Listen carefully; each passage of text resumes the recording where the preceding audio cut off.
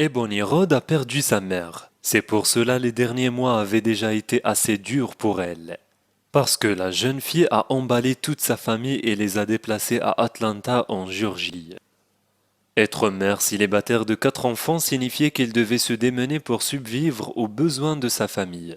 Il y avait de meilleures possibilités d'emploi en ville. Cependant, Ebony fut bientôt confrontée à une réalité impitoyable.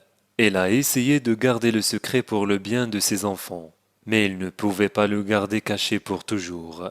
Un après-midi, Ebony conduisait ses enfants à la bibliothèque. Ils avaient tous des finales à venir, et elle voulait qu'ils puissent étudier et réussir à l'école. Elle savait que c'était le seul moyen pour eux d'avoir une vie meilleure. Elle était plongée dans ses pensées en y réfléchissant. Alors il n'a pas remarqué la voiture de patrouille qui s'est arrêtée derrière elle. Puis les sirènes ont commencé à clignoter et elle a su qu'elle était condamnée. Ebony savait instantanément pourquoi elle était arrêtée. Sa voiture avait une étiquette expirée et il n'a pas pu économiser suffisamment pour le renouveler. Et ce n'était pas le pire. Son permis a également été suspendu et il n'avait aucune assurance. Elle savait que le policier ne regardait pas avec bonté toutes ses infractions, mais ce n'était pas ce qui l'inquiétait le plus.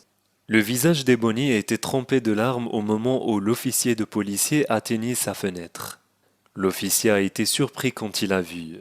Il est venu dans la voiture et m'a demandé pourquoi je pleurais et je me suis dit « parce que je sais que mon permis n'est pas bon », se souvient Ebony. Et bien sûr, après que l'agent a examiné ses documents, il a dit à Ebony qu'il n'avait pas d'autre choix que la arrêter et de mettre sa voiture en fourrière.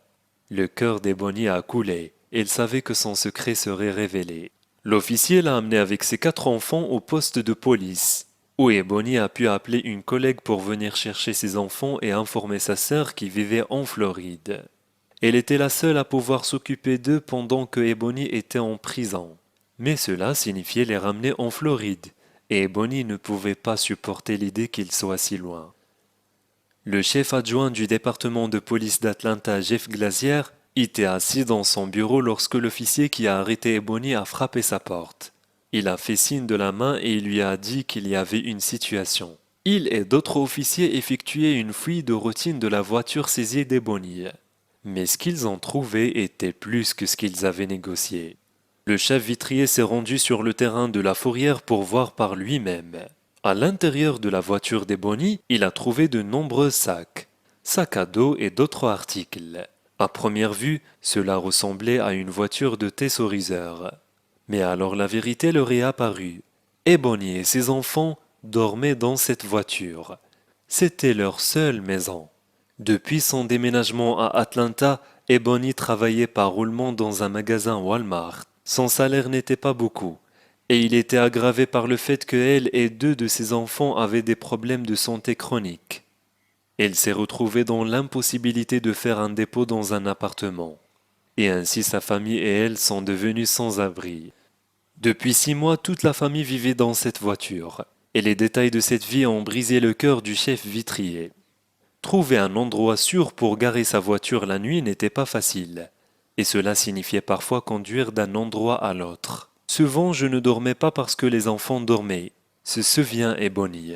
Elle avait honte de sa situation et elle a donc essayé de garder le secret. Pendant un certain temps, elle a réussi. Le chef Glazier a appelé le directeur d'un refuge familial pour son abri qu'il avait rencontré récemment. Je l'ai appelé et j'ai dit « Écoutez, j'ai une famille de 5 personnes dont 3 garçons et une fille et elle a 17 ans. » Se souvient-il? Le chef vitrier a annoncé la bonne nouvelle à Ebony. Il a fait une collecte de fonds auprès du personnel du département de police pour que la famille d'Ebony puisse obtenir un appartement.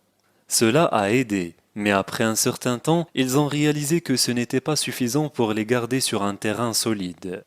L'Atlanta PD a créé une page GoFundMe pour aider Ebony et sa famille. L'objectif initial était de 15 000 $ qu'ils ont atteint en quelques jours. Ils ont donc décidé de le porter à 75 000 $ pour couvrir les frais médicaux de la famille. Jusqu'à présent, ils ont amassé 64 370 $.